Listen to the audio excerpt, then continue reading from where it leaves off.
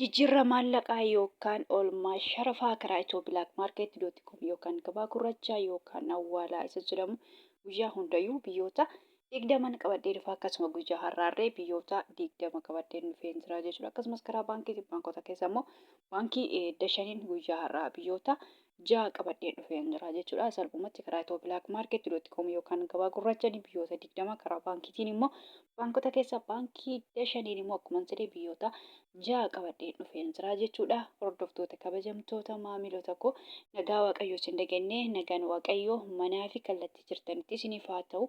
Warroonni mana kanaaf haaraa taatan noora manni kun mana keessanii chaanala kana subscribe share like gochuun gara maatii keenyatti dabalamaa isiniin jenna. Warroonni mana kanaaf immoo maatii taatan share like gochuun viidiyoo kana hanga dhumaatti caqasaa isiniin jedha. Viidiyoon koo gabaabaadha jechuudha. Keessattummaa warroota guyyaa har'aa jechuudha gara biyya keenyatti maallaqa isaanii ergataniif faayidaa guddaa qaba jedheetan qabadee dhufee jira jechuudha. Guyyaa hundayyuu qabadeen dhufa. Akka carraa ta'e immoo guyyaa kalee xiqqoo hin hojjenne jechaadha. Kanaafuu salphumatti gaafa naan mijatetti namaan qabadee dhufa. Garuu guyyaa kaleechaan dhiisin malee qabadeen dhufa jechuudha.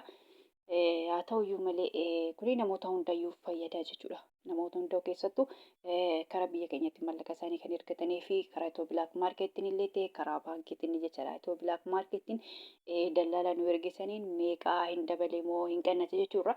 Salphumatti viidiyoo kiyya keessa argachuun hin danda'ama jechuudha. Karaa baankiitiin illee akkasuma jechuudha. Karaa baankiitiin biyyoota 6 kana keessaa guyyaa har'aa baankii Dashan yoo ergattanii jechuudha. Baankii moo akka jareen qabadee dhufa akkuma dubbadde baankii guyyaa hundayyuu ol fakkaataa qabadee dhufu. Fakkeenyaaf guyyaa har'aa baankii Dashanii guyyaa borummoo baankii biroo yookaan Awaash baankii yookaan Daldala baankii yookaan Oromiyaa baankii naqa jaraa jechuudha. Baankii akka jareen qabadee dhufa. Itiyoo Bilaak Maarkeetii garuu guyyaa hundayyuu biyyootuma 20 har'aa qabadee dhufanii qabadee dhufa jechuudha.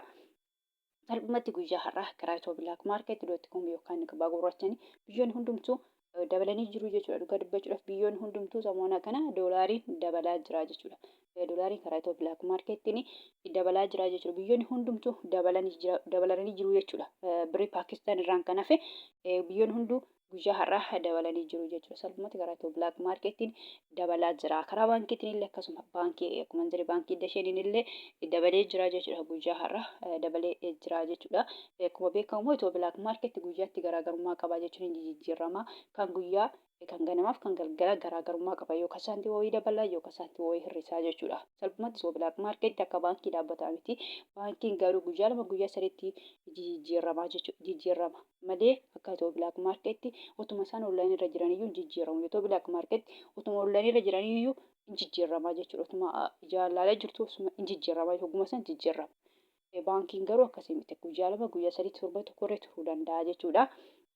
Akkuma beekamu biyyoota ni qabadee dhufe kanneen akka Ameerikaan doolaarii, Kanaadaan doolaarii, Awustiraaliyaa doolaarii, Hoomar Rihaala, Duubaay Dirhaama, Saawud Arabiyaa, Riyaala, Kuweet Dinaara, Baareen Dinaara, Chaayinaa Yowaanii, Joordaan Dinaara, Paawuнд Sterlingii, Yuuroo, Swiss Firankii, Koronnaa, Turkii Liireen qabadee dhufee jira jechuudha. Salphumatti biyyoota 20 jechuudha. Akkuma jedhamu immoo karaa baankiitiin immoo akkuma beekamu biyyoota ijoon qabadee dhufa karaa baankiitiin biyyoota namoota baay'inaan laalanii jechuudha. Kanneen akka Ameerikaan doolaarii, Duubaay Dirhaama, Saawud Arabiyaa, Riyaala, Paawuнд Sterlingii, Yuuroo, Kanaadaa doolaariin qabadee dhufee jira jechuudha. Isaan kana keessa biyyoota 3 baay'inaan laala. Ameerikaa doolaarii, Duubaay Dirhaami, Saawud Arabiyaa Riyaalii isaan kana biyyoota kanarra baay'ee keessattuu ijoolleen Duubaay, Suudii kan akkasuma kanneen Ameerikaa doolaarii biyyoota kana egaa akkuma beekamu guyyaa hundayyuu Ameerikaa doolaarii irraa hin ka'a akkasuma guyyaa har'aarree Ameerikaa doolaarii irraa hin ka'a jechuudha. Ameerikaa doolaariin tokko guyyaa har'aa karaa Itiyoo Bilaak Maarkeetii.com yookaan gabaa gurraachaan birrii 100 fi birrii 87 fi saantiima 37 jechuudha. Dhugaa dubbachuu fi dabalee jira jechuudha. Akkasuma immoo Ameerikaa doolaariin karaa baankiitiin baankii Dashanii birrii 100 fi birrii 51 fi saantiima 62. Kanaadaa doolaariin tokko karaa Itiyoo Bilaak Maarkeetii.com yookaan gabaa gurraachaan birrii 100 fi birrii 36 fi saantiima 99. Akkasuma Kanaadaa doolaariin karaa baankiitiin baankii Dashanii birrii 100 fi birrii 9 fi saantiima 72. Kan itti aanu Awustiraaliyaadha. Awustiraaliyaa doolaariin tokko karaa Itiyoo Bilaak Maarkeetii.com yookaan gabaa gurraachaan birrii 100 fi birrii 25 fi saantiima 60. Hoomar Rihaalli tokko karaa Itiyoo Bilaak Maarkeetii.com yookaan gabaa gurraachaan birrii 4 fi birrii 87 fi saantiba 26. Kan itti aanu Duubaay dirhamiin tokko karaa itooblaakmaarket.com yookaan gabaa gurraachanii birrii 51 fi saantiba 01 jechuudha. Birriin Duubaay guyyaa har'aa birrii 51 galee jira jechuudha. Dhugaa dubbachuu fi birriin Duubaay guyyaa har'aa dhugaa dabalee jira. Birrii 51 galee jira. Dhugaa dubbachuu birriin Duubaay baay'ee dabalee jira jechuudha. Dhugaa dubbachuu fi torbee otumaan gootiin birrii 51 galee samuura darbee 50 ture. Har'a guyyaa har'aa birriin Duubaay 51 galee jira jechuudha. Akkasuma Duubaay dirhamiin karaa baankiitiin immoo baankii dashaniin birrii 41 fi saantiba 37. Saawud Arabiyaa riyaalii tokko guyyaa har'aa karaa itooblaakmaarket.com yookaan gabaa gurraachanii birrii 49 fi saantiba 95 jechuudha. Birriin Saawudii guyyaa boruu birrii 50 hin galee jennee abdii qabnaa jechuudha. Guyyaa har'aa saantiba 5 qofa irra ta'e jechuudha. Birrii 50 guutuudha. Birriin Saawudii illee guyyaa boruu hin galaa jennee abdii qabnaa jechuudha. Akkasuma birrii Saawudii jechuudha. Karaa baankiitiin baankii dasheen akkuma jedhee birrii 40 fi saantiba 50. Kan itti aanu Kuweet diinaarri tokko karaa itooblaakmaarket.com yookaan gabaa gurraachanii birrii 600 fi birrii 9 fi saantiba 41. Baareen diinaarri tokko karaa itooblaakmaarket.com yookaan gabaa gurraachanii birrii 400 fi birrii 96 fi saantiba 82. Chaayinaa Yuwaaniin tokko karaa itooblaakmaarket.com yookaan gabaa gurraachanii birrii 26 fi saantiba 72. Joordaan diinaarri tokko karaa itooblaakmaarket.com yookaan gabaa gurraachanii birrii 200 fi birrii 64 fi saantiba 24. Kan itti aanu paawundiidha. Paawundi sterlingiin tokko karaa itooblaakmaarket.com yookaan gabaa gurraachanii birrii 200 fi birrii 53 fi saantiba 00. Salphumatti guyyaa har'aa paawundiin birrii 200 fi birrii 53 jechuudha. Dhugaa dubbachuuf paawundiin irree baay'ee dabalee jira jechuudha. Akkasuma immoo karaa baankiitiin paawundiin tokko jechuudha. Baankii dashaniin birrii 200 fi birrii 4 fi saantiba 69. Kan itti aanu yuuroodha. Yuuroon tokko karaa itooblaakmaarket.com yookaan gabaa gurraachanii birrii 200 fi birrii 20 fi saantiba 82. Akkasuma immoo yuuroon tokko jechaadha. Karaa baankiitiin baankii dashaniin birrii 100 fi birrii 75 fi saantiba 88. Iswiis firaankiin tokko karaa itooblaakmaarket.com yookaan gabaa gurraachanii birrii 200 fi birrii 37 fi saantiba 82. Koronnaan tokko karaa itooblaakmaarket.com yookaan gabaa gurraachanii birrii 20 fi saantiba 46. Turkii liireen tokko karaa itooblaakmaarket.com yookaan gabaa gurraachanii birrii 4 fi saantiba 36.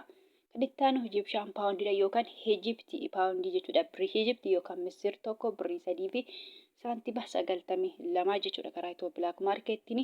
Kan itti aanu Yemen riyaalii tokko karaa itooblaakmaarket.com yookaan gabaa gurraachanii 0 saantiba 78. Israa'el shekeliin tokko karaa itooblaakmaarket.com yookaan gabaa gurraachanii birrii 58 fi saantiba 62. Kan itti aanu Hindiidha. Hindiyaa ruupeen tokko karaa itooblaakmaarket.com yookaan gabaa gurraachanii birrii 2 fi saantiba 08. Kan itti aanu Paakistaan ruupeen tokko karaa itooblaakmaarket.com yookaan gabaa gurraachaan 0 saantiba 66 sharafachaa oolan yookaan jijjiirrachaa oolanii jiru jechuudha. Salphumatti karaa itooblaakmaarket.com yookaan gabaa gurraachanii biyyoonni digdamni kana fakkaatu karaa baankiitiin baankota keessammoo guyyaa akkuma jedhe baankii dashaniin biyyoonni 6 kana fakkaatu jechuudha. Kan biraamoo kanan jechuu barbaadu warroonni Joordaanii fi Beerut yookaan Libneen jirtanii jechuudha. Fakkeenyaaf birriin biyya Joordaanii diinaara jedhama jechuudha. Warroonni mana madabii jirtan immoo diinaara biyya sana osoo hin taane doolaarii fudhattu jechuudha. Beerut yookaan Libneen illee akkasuma.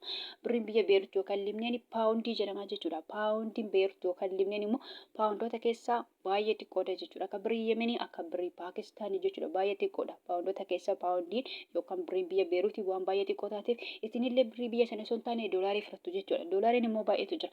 Fakkeenyaaf ani doolaara 3 nama maqaa dhiyaa jira. Ameerikaa doolaarii, Kanaadaa doolaarii, Awustiraaliyaa doolaarii 8 jira jechuudha. Isaan kana sadadaduma amma fakkeenyaaf fudhadhe malee doolaariin baay'eetu jira. Akkuma paawundiin baay'een jiru doolaarri baay'eetu jira.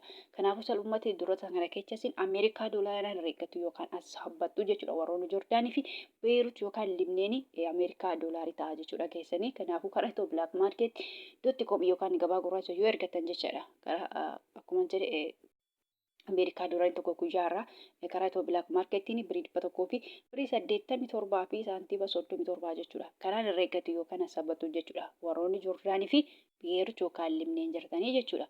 Akkasuma immoo karaa baankiitiin immoo yoo ergattan baankii keessa immoo akkuma jedhe baankii dashan yoo ergattanii jechuudha. Warroonni Joordaanii fi Biyeerut yookaan limneen jirtanii jechuudha. Ameerikaa doolaariin tokko guyyaarraa karaa baankii dashanii jechaadha. Birii 100 fi birii 51 fi saantiima 62 jechuudha. Kanan irra eeggattu yookaan saaphattu malee birrii biyya sanaan ta'u jechuudha. Akkuma jedhe warroonni Joordaan jirtani diinaara biyya sanii miti. Warroonni Beerut yookaan Libneen jirtan immoo paawundii biyya sanii miti jechuudha. Birrii biyya sanii paawundii jedhama birriin Beeruti. Paawundiin biyya sanii immoo baay'ee xiqqoo waan taateef jechuudha.